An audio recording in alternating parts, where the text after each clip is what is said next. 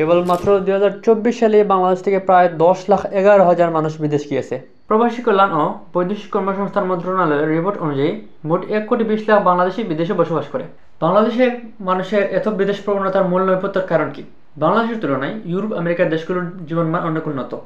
বাংলাদেশের শিক্ষা, চিকিৎসা, খাদ্য, বাসস্থান, পরিবেশ, চাকরি সব ক্ষেত্রে ইউরোপ যোজন যোজন এগিয়ে। তাদের ক্যারিয়ার, জীবনমান, স্যালারি সবকিছু দিয়েই বহির্বিশ্বে জনপ্রিয় হয়ে উঠেছে। আর বাংলাদেশ জনসংখ্যার দিক দিয়ে বিশ্ব ওভার পপুলেটেড কান্ট্রি।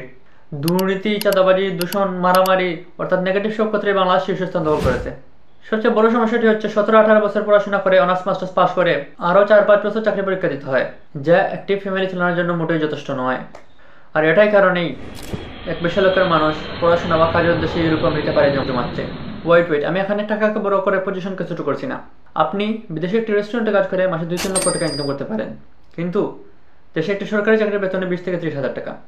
তবে এখানে একটা জিনিস সত্য, আমরা সৎভাবে করা সব পেশাকে সমানভাবে দেওয়ার কথা বললেও আমাদের কাছে ডাক্তার, ইঞ্জিনিয়ার কিংবা সরকারি চাকরিজীবীদের মূল্যই বেশি। এক শ্রেণী মানুষ টাকাকে গুরুত্ব দিলেও আরেক শ্রেণী মানুষ সব কিছুর ঊর্ধ্বে যে ব্যক্তি শিক্ষা এবং পরিশ্রমের মাধ্যমে ভালো পজিশনে গিয়েছে তাকে বেশি সম্মান দিয়েছে, এবং এটাই কাম্য। যেমন ডাক্তারি, নার্সিং বা শিক্ষকতা, এসব পেশাকে আপনারা কখনো টাকা দিয়ে ডিফেন্ড করতে পারবেন না। আমার আলোচনার মধ্যে সম্মান এবং টাকার মধ্যে কন্ট্রাস্ট হয়ে গেল না? এর সমাধান কি? এমন একটা জিনিস করুন যেটা আপনাকে সম্মান এবং টাকা উভয় দেবে। এক্ষেত্রে আমি দুটি জিনিস সাজেস্ট করতে পারি। এক, আপনি দেশে পড়াশোনা করুন এবং বিদেশে গিয়ে চাকরি করুন।